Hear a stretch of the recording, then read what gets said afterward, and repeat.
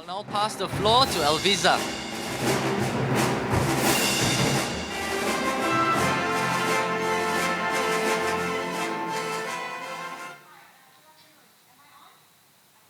Switch on my mic just now. Can you hear me? Okay, hi. My name is Elviza. Though I like to think that I'm a writer, but the truth is I'm a government servant. But here is the chance, once a year, Social Media Week, where I get to use my favorite social media platform, that is Twitter, to connect with you and the two panelists. So we welcome the two panelists, which is just now we have Sin, and another one is Miss Asha Phillips, and we welcome again Arvind Gupta. Arvind, can you come up and sit with me on the stage once again? This time is with Elviza. Hi, Asha. You've been answering questions just now. So I don't think these two needs any introduction at all because they've been around with you throughout Social Media Week. But just a quick recap. Asha, on my left side, actually have worked before for Yahoo in the Southeast Asia, ABC in Australia, and CNN International. She was a journalist and also teaches social media verification to journalists. She is currently accounts director at CrowdTangle. So please give Asha a warm welcome, ladies and gentlemen. And of course, while you're on Twitter, you can't avoid politics or be aware about politics. So I am one of the earliest followers of Prime Minister Narendra Modi during the 2000 election campaign. And we have with us this evening is, again, Mr. Arvind Gupta, who currently heads BJP's Information and Technology Group. Please give him a round of applause once again, ladies and gentlemen. I know my topic today is about command center. How do you set it up? How do you make it influential? How do you make it effective? But before that, we go first with the light and easy questions. So for you two to know me better, because this is the first time we met. Which of the social media platform is your favorite? Maybe Asha first. I don't have a favorite platform. It depends on, I guess, what it is that I'm doing with social media. I would say for news, Twitter is my number one. And probably to keep in touch with friends and family, Facebook would be the other. I'm not really into Snapchat or anything like that. I feel a bit too Private old messaging, for that. yeah. But, yeah, probably Facebook and Twitter. All right, thanks, Asha. How about you, Arvind? This is actually a very,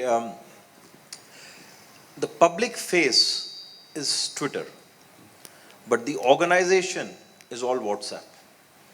And this is where I say this with a lot of responsibility, because how you, today, if you get a, you should see human behavior. If I get a WhatsApp, I was sitting on stage, the WhatsApp is what you answer first. So a lot of your internal communication, internal organization is all happening on WhatsApp. I'm very, very active on WhatsApp. And so personally, I find that to be a very powerful tool right now. And of course, when I have to speak out to the public, to the media, I use Twitter. So those are my two platforms of choice. So Arvind, Asha, since we are on WhatsApp, right, it is a social platform. People sometimes put you in a group without asking you. This happens to me. I'm sure it happens to everybody on the floor. Sometimes in a group that you have no interest about. For instance, my neighbor put me on a group that talks about gardening. I do not know why they put me in there. But since we are neighbors and he thinks it would be nice, don't you think that we should have a social etiquette to WhatsApp before we adding people? What's your take on that? Or we just simply add and then preach whatever you want to preach so it becomes your personal platform? How is that fair socially? Can I take that? That's a very good question, actually. That's a very important thing. People add you to groups without your knowledge and without your consent. And sometimes to me, I delete those groups. I get out of those groups immediately. But sometimes I understand the political situation of not leaving those groups. There's a button called mute.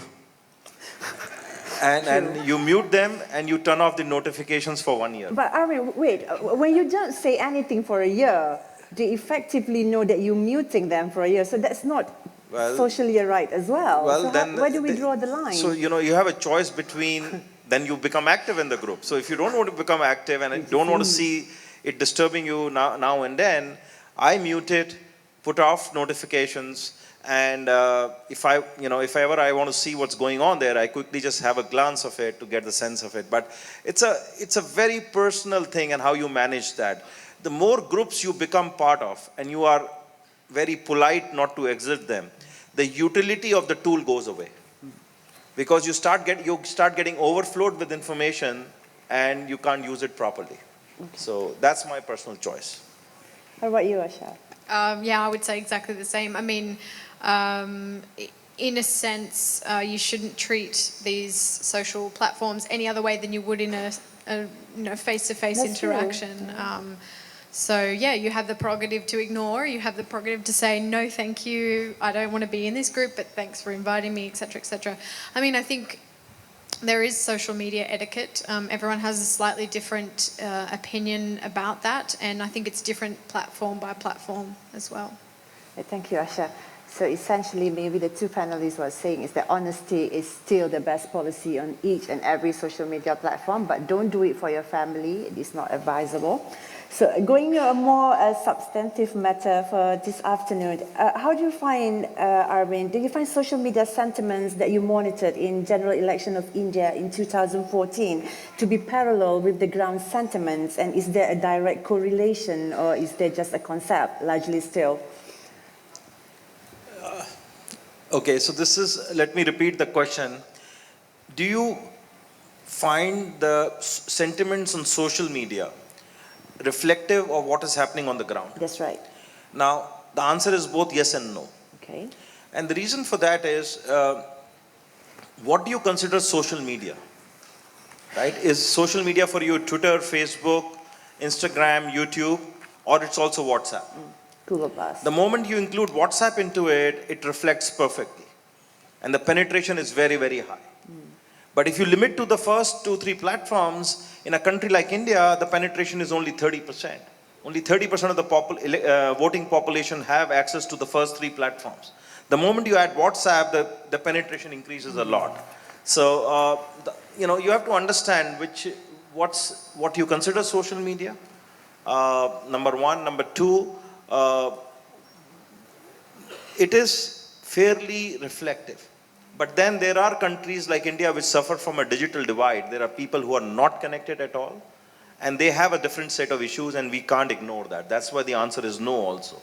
It really reflects very well of the urbanized, digitized citizens, but of course people who are totally off the net, they have a very different opinion, and you can't ignore that. Okay. And for you, Asha, thank you. I mean, that's very insightful. For you, Asha, when you work as a journalist, right, with the advent of the internet and also the speed the social media platform are going, that's a challenge to most journalist friends I talk to, between speed, who feed in the content first, and also accuracy, because of course, when you want to be accurate, you have to check, you have to verify, you have to make some calls and do research. How do you draw the line, and do you personally feel the challenge yourself as well? Yeah, so this is, I guess, my expertise, if you will. What I've spent the last 6-7 years focused on is teaching journalists how to discover content using social media, but more importantly, then how to verify that content, and then, as a journalist, when you're putting out information, how to make sure that you're, giving context within limitations. With Twitter, there is obviously character limitations. And that has evolved not only since social media came, but even since then, every single year, there's either a new platform or a new way of using a platform that already exists. Okay. So journalists have to constantly evolve. There is not, there are still the same rules and morals and ethics in journalism as there were 100 years ago. It's just that now we have social media to consider within that. And I think every couple of months, journalists should be kind of renewing, looking at what they're doing, making sure that it's still relevant within the context of ensuring that things are verified and fact-checked, etc. I think for journalists who are on the receiving end of information from social media, who are looking at ministers on Twitter, what they're saying, etc., etc. There are checks, of course, that you have to do, that you would do even if you weren't using social media, calling somebody, talking to a contact that you have. But there are also ways you can do the verification only on social media. Okay. Online, using free tools as well. So it's just about education, I think, in terms of understanding what's available and then using your morals and ethics that you've, been using offline, also using those online. But when we publish news, right, before we wait for physical newspaper to get home, and now you just go on social media platform and then just put it all out. I follow some of the journalists on Twitter. Let's say they are there during the Turkey election recently, last year, I think, and they're reporting on ground on what's happening. But he's tweeting from his personal account. But we know, let's say he works for CNN. So what would your advice be? Are you tweeting in your personal capacity or are you representing CNN? It's a very good question. Yeah, because I know he works for CNN, but he's not tweeting from CNN account, but he has that level of trust and people leverage on that. Yeah, absolutely. I mean, I think we've evolved a lot now. It's very, very rare that you see a case where a journalist is on Twitter and doesn't say who they work for. I know CNN has very strict policies around this. So if I'm a journalist at CNN, I must say on Twitter that and you on are Facebook from CNN. that I work at CNN. Yeah. So therefore, if I'm tweeting because I'm on the ground in Istanbul or wherever reporting the news, people know I work for CNN. Okay. So I really think that there is no, of course there are some people who still try to deceive you, but no major news organisation these days would have any other sort of practice or policies. When they report the news, I understand that they could be reporting from either his perspective or CNN. But what about op analysis, his opinion, when he's tweeting about his opinion? So the line is pretty blurry here. No, not really. Okay. To me, it's no different from a journalist writing an opinion piece in a newspaper. If it's garnered as an opinion piece and they state that, then that's one thing. If they're just throwing their opinion around without providing facts, then obviously, that's something else completely. But I don't think that if you're tweeting on Twitter as a journalist and you're giving facts or giving a few tidbits, it's not necessarily that's your opinion. That is your understanding of the truth of what's happening. Okay. All right. Thanks. Do you want to add on that? I actually, Arvind? this is new. This is very big because see, I think democracies all over the world have benefited from social media, and one of the things that came out in a few previous sessions was because of the rise of social media, mainstream media has been challenged a lot. A lot of times, social media has shown them a mirror with a lot of facts. If the stories were wrong, if the stories were devoid of facts, social media has been that mirror that said, earlier you said this and now this you have changed your story, or your story is wrong because, social media, even though the media creates a story or puts out a story, social media shows the real facts. I think in the time, I find very interesting, and I'm still a student to understand this, is that how media, which is trying to play a fastest fingers first always, who's trying to compete on who is going to break the news first, actually sends out more unverified news and creates more crisis and havocs than anybody else does. And I think they are still learning the line between fastest fingers first and verified information. It's a very, very, very constant struggle that is going on. And media is, I think, losing it. Every day is a learning in my process. opinion, the media is losing it, believe me. Thank you, Arvind. This is for you, actually. I have this yesterday. We know that Facebook has been trying to sell the idea of free internet. If you're not comfortable, you don't have to answer. Free internet to India, out of developing parts of India, but I believe that it's been rejected. What's your take on that? And does this mean that India does not believe that free internet would be instrumental in economic development of your country? What's your view on that? Just Thank you, your view. Elvis. I have written, it is not part of this panel at all, but No, I no. will give an answer to that because I have written so extensively on the issue of net neutrality. I believe that no country should be a digital colony of one company.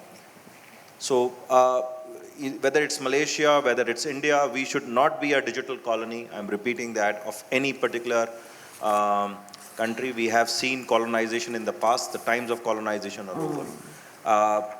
When I say this, India took a very bold decision in clearly saying that we support net neutrality, uh, which means there will be no discrimination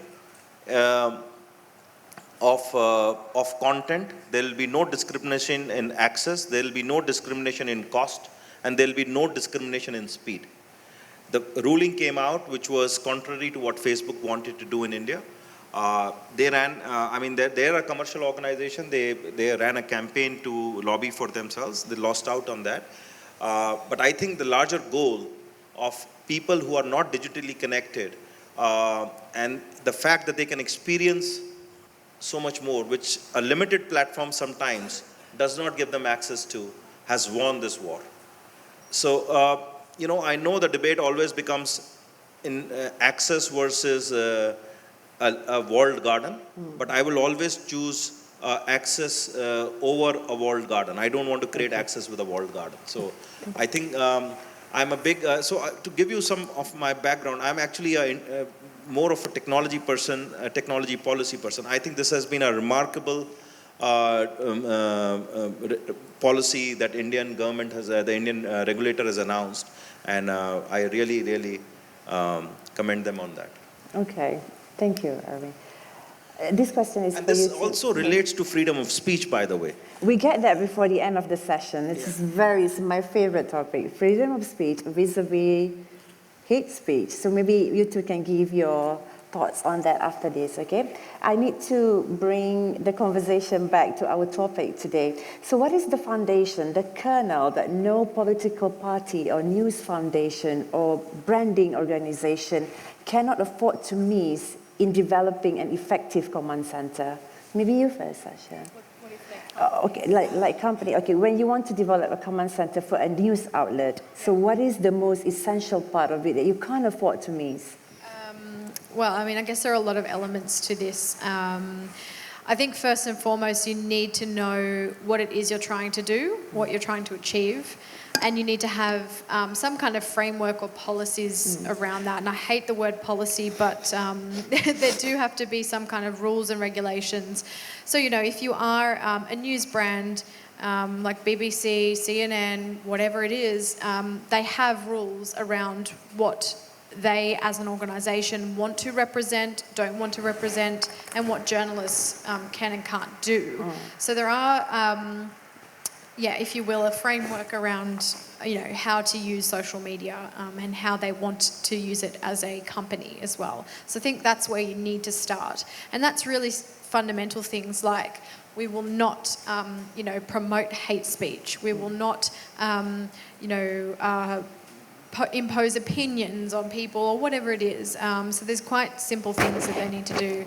I think the second key is having like social media guardians, if you will, or people within the organisation that will own the keys of the social accounts, who will do the actual posting of the content, who will then measure the content, look at the analytics around it, and just have a very good understanding of how the brand, whether it's a newsroom, a politician or a company, how that brand is perceived and how they interact with people online. So you absolutely have to have people who are owning that brand. Who has the know-how, who has the experience and expertise of what you're looking for. Yeah, exactly. Yeah. Thank you, Asha. What about you? For BJP, tell us, what is the single most important thing you must have in terms of spec and also content? Because when you have the device, you must also have content. If you have state-of-the-art device, but you do not have content, that will be... Content is king. It's always king. Yeah, so content will always remain king, queen. right? So the people are, I think, after content, you do need people. You need data. So when you build a command center, apart from the infrastructure, I think the biggest thing is people, data, and content. Technology is there, the monitoring technology, the infrastructure, you'll all have that. But you need to have the right people with the right empowerment to make decisions and make it happen.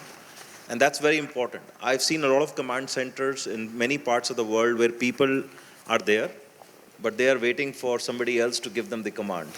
So there is no command in the command center. When you have a situation when there is no empowerment and command in the command center will not serve any purpose. So people with command and empowerment and of course data and platforms. What is most challenging part during the 2014 campaign for you? The most challenging part was actually people. We had an overwhelming response from people across the country. Everybody wanted to volunteer. When you have so many people wanting to volunteer, to give them a task that they can do, and then to monitor them on that task was also very important. See, if you have people who you don't give them work once they've offered to volunteer, that becomes a problem. That's true. So you have to ensure you give work to every volunteer and then that work gets performed. So, and just to give a context, as I said, we had one of the largest elections in the history of mankind in India in 2014. We had 2.2 million volunteers on the ground. These are not just social media volunteers. So this was people on the ground. And to make sure that they are coordinated, they have a lot of work, and they are they're reporting back on what they're doing is also very important. Thank you. We'll take note on that, Arvind. Can I take a question or two from the floor, please, to make this more participatory in nature? Anybody at all? Any question? Not for me, for the two lovely panelists. Okay, we give it a rest. I asked them a couple more questions, and after this, I hope you guys will ask a question or two. Okay, can I just ask this question? My friend just WhatsApped me, and they asked me to ask you two this question, if you don't mind. In the ongoing case between FBI against Apple, if there's a client of you, either of you, who posted something online that breaks the law/security, would you report it, or you place confidence and you place high influence and you put confidentiality first? How many of you know this case, FBI versus Apple? How many of you know the case? So the case, let me give an example, and this is really becoming a more workshop, but I should give you a background if you don't mind. That's true. Apple encrypts information in its phone, and that only the user can access most of it. That's true. So a possible person, a person with probably a slightly dubious background, has the FBI wants to access that, and that person has done allegedly anti-national, anti-American activities. So, could be possibly a terrorist, could be anybody, and it has some content on the phone. Now, Apple, it's a big debate going on, Apple versus FBI, because the larger issue is, does Apple give you access to, then if FBI asks access for somebody's phone whose crime has not been confirmed, will Apple be liable now to give information out for any citizen possible? And that's the larger issue in that. The debate is about, is it one time or is it a continuous thing? And if it becomes a continuous process, then through FBI, Apple will have to give access to anybody's information into their phone. But it is also our civic duty, to actually facilitate that's where the debate is. So I'm coming to that. So the debate is whether Apple is breaking the confidence of the consumer by giving out their personal information and decrypting that for one instance or for a permanent instance. And if they do that, when does it stop? Right? So that's the stance Apple is taking. That is it one time or it's a continuous exercise. FBI is saying what you are saying, that it's Apple, you are a responsible corporate citizen, it's your responsibility to safeguard the interests of the citizens of whichever country you're operating in. It's a tough decision to be. The tech industry itself is divided. Bill Gates is on the side of FBI. I know Twitter and Facebook are on the side of Apple. They're saying we are not going to disclose somebody's personal information. If you ask me, I'm on the side of the country. I mean, if there is some anti-national activity about to happen, if there is a imminent terrorist threat to a country, I would support anybody going into that and doing it. But the question I always say is there has to be credible information to do that. If it becomes a norm, national security is always paramount. National security for any country should be paramount. But if it becomes a norm, then that's where the line gets blurred and it's infringement. So. Yeah. What about you, Asha? What's your take on this? Yeah, I mean, actually, my opinion is exactly the same. Look, I agree that if Apple allowed the FBI to do this for one case, then it opens up the opportunity for this to happen every day for you, for me, for anyone here. So I totally agree with Apple and I support that. And I think, and journalists and media organizations fully support Apple in that sense as well, because it is also, in a way that it relates to journalism, there's the idea of source protection, keeping private your sources, the identity of people who help you and who are at risk, who, because they've given you information, etc. Right. So in that way, it's exactly the same. I mean, look, obviously, if there is very, very good and credible reason for the FBI to ask for this, which I'm sure they say there is, I can see the other side of it as well, but to be honest, I completely support Apple's decision in this sense. Coming back to our topic today, there's some talk and also discussion about sentiment analysis and listening tools that you guys do or use in your course of work. How then do you read innuendos, insinuation? There is not a direct tweet or Facebook posting. Do you eyeball each of one, or you robotize everything? It's all machine learning. It's all machine learning. So if there is, the question is, when you do machine learning and there is... Your answer is just machine, so the accuracy is not 100%, of course. Yeah, there is no 100% accuracy in anything so today. It affects accuracy. So how do you breach that? Because I see a lot of innuendos and also insinuations. So I'm really interested in how do you gauge that and how you measure it? How do you counter it? Yeah, so you're right. I mean, a machine learning cannot figure that out. Machine learning cannot figure out, things like what you're mentioning, satire and... But that's the limitation of technology. The other limitation is somebody has to read through 1 million tweets every day. So you have to choose between the two, right? So I rather choose technology and have a few important satirical or such accounts being monitored, by a person individually. So combine the two, but there is no option to big data and machine learning today. Because if you want to get down to the real sense and real sentiment of people, you need to apply that. Because on Twitter, you see this a lot, They tweet it, and sometimes many of them has hundreds of thousands of followers, but they don't say things outright. They hide between the power of language and also their fluency. So I watch these people, I follow them, so I'm really interested if any of you... Media does that a lot. They ask that as a question. When they want to imply something, they ask it as a question. So maybe Asha can teach us how. Elaborate on this. That's been taught to media. Don't make an allegation, ask a question. And when it becomes a question, it is not really an allegation, but you've catalyzed opinions. But sometimes they use nicknames, but if nicknames you can feed into your booleans of monitoring, and subsequently the machine can pick it up. Yeah, exactly. And I think.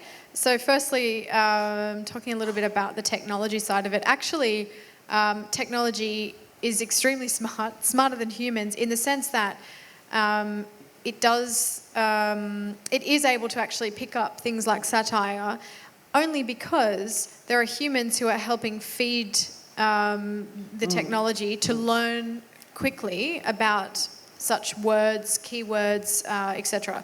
So, I mean, a prime example, so I used to work for Storyful a couple of years back, which is a social media news gathering service. And basically, Storyful has a huge team of journalists now who will trawl social media to find newsworthy content, whether that is a riot, Without outside. having been there. Yeah, exactly. Using eyewitnesses who were there tweeting about it, etc.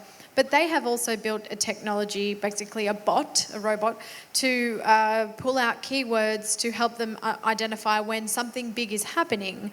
And that technology gets smarter and smarter as you help feed it more words. Now, in China, for example, I mean, there is a huge amount of people power behind the government that do the monitoring of certain, words or whatever they use on their Facebook. Exactly. But the Chinese Twitter. netizens are very smart and they use keywords, like instead of talking about the president, they'll call him a turtle or something else in Chinese. But people will then help the technology catch up with that very quickly. So we sort of see a bit of a mix of, obviously people need to be involved and the technology helps as well. So it's kind of a partnership in that sense as well. All right, thank you. I don't have so much now. I have 10 minutes and we want to talk about that last bit of free speech and hate speech. Do you have anything to add to that sentiment analysis and listening tool, Arvind? I think people confuse sentiment analysis and big data with search and reporting facilities. Sentiment analysis and big data analytics is an art, and it needs to be, it should not be confused with reporting.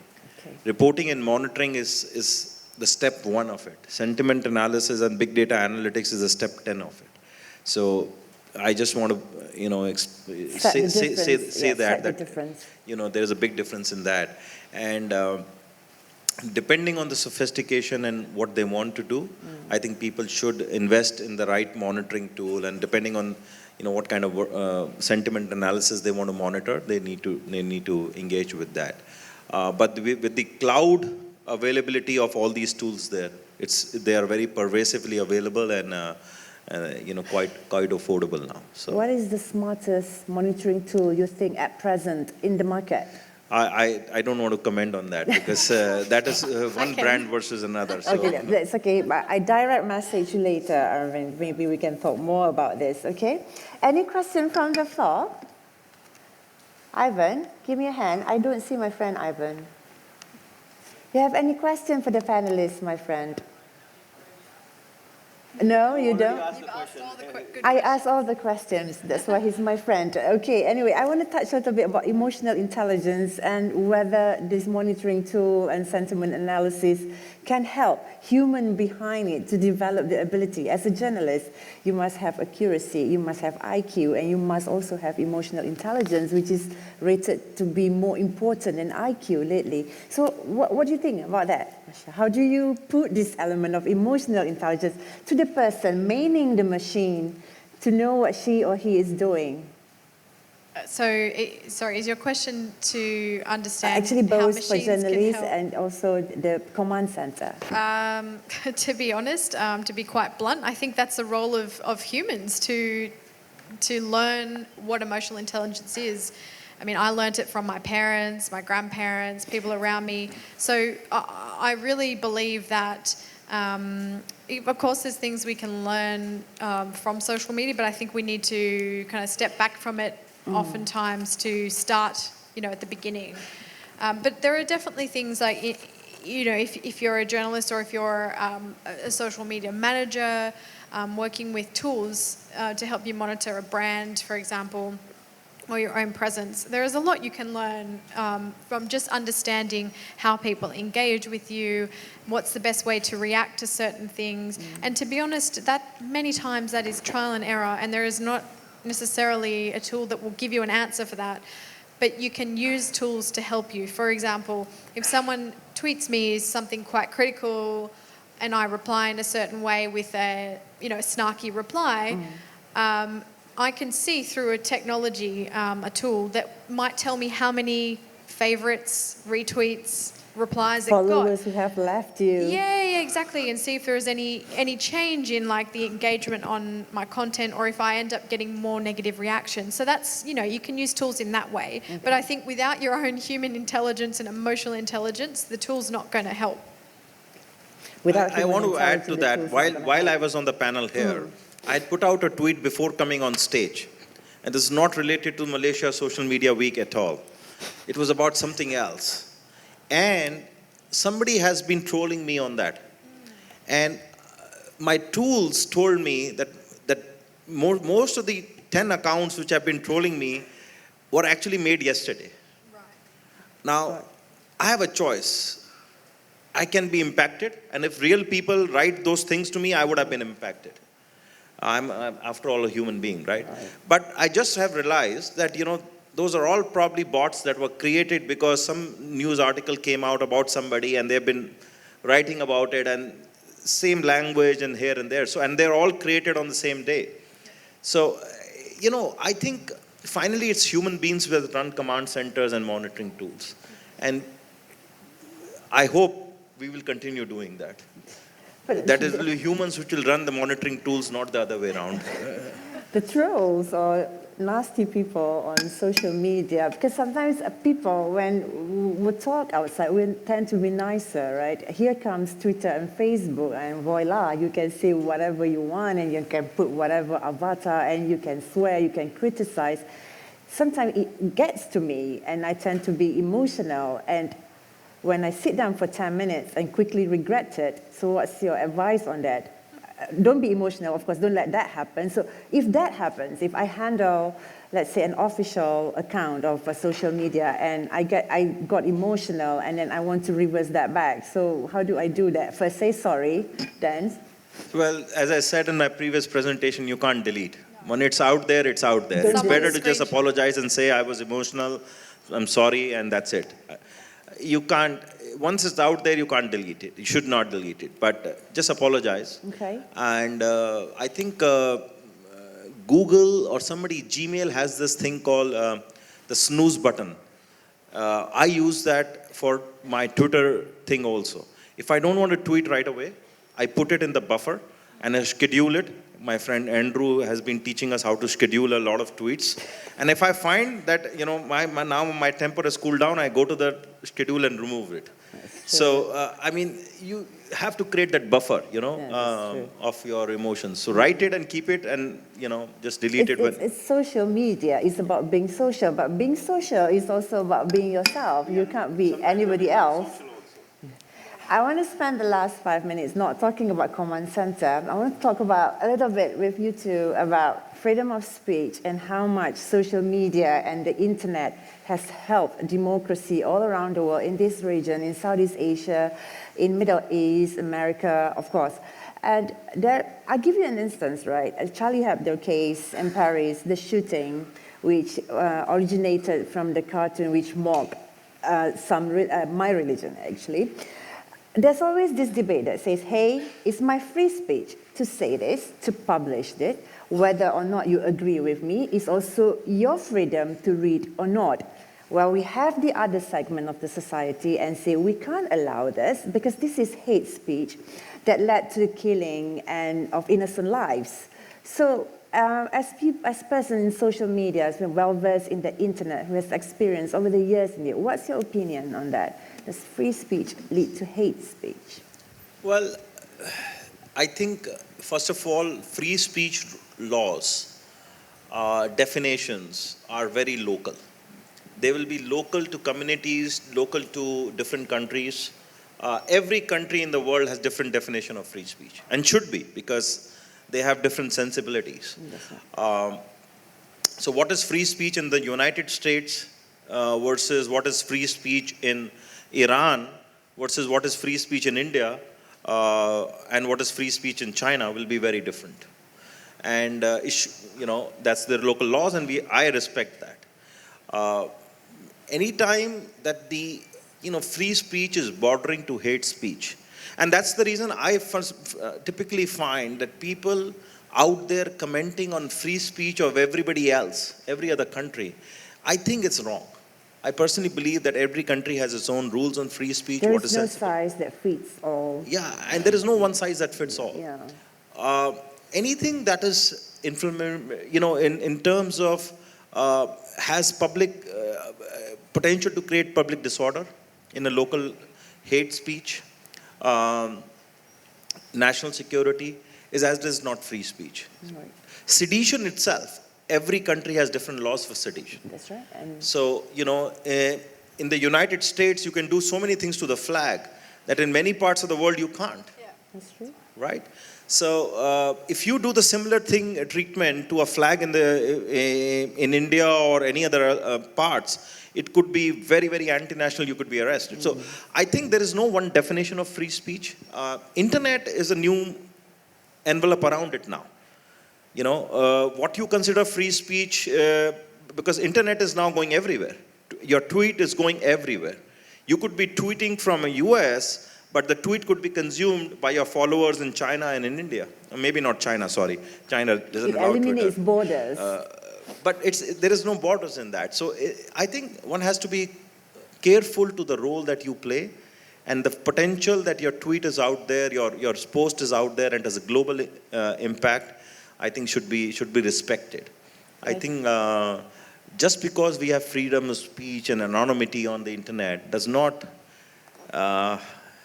give me opportunity to create hate amongst people and animosities between countries and things like that. So I would always educate people on that. That's What my about take. you? Thank you, Asha. Yeah, I mean, just kind of to extend from that, the internet itself, but even more so social media, has completely changed the way we have to think about, freedom of speech. But, there are two sides to it, and I think let's focus on the positive side for a minute. And, from the journalism perspective, so many news events in the last sort of 5 years would never have happened without Twitter or Facebook or YouTube, etc. The Arab Spring pretty much happened over Twitter. And it's given so many people a voice that never had a voice. True. Whether because they never had internet access to start with, and then all of a sudden smartphones help them quickly get online. Give through, them a tool. Yes, and exactly, exactly. So I think, in that sense, it's been a fantastic liberator for so many people and so many so many cultures as well that have not necessarily had those freedoms before. But of course, with that comes different responsibilities. And so I think it's that just comes down to education, and in every country there are different morals and ethics along religious lines or otherwise. Okay, thank you, Asha. I think to sum up on freedom of speech against hate speech just now, I think what the two panelists are saying is that while we are the advocate of freedom of speech, we, I think, also believe in the freedom of common sense. Common sense, emotional intelligence always supersede what you want to do, be on social media and real life. With that, ladies and gentlemen, I thank you, both of you. I had a pleasant time, and I had a pleasant time moderating as well. Thank you so much, and hope to see you again. Thank you.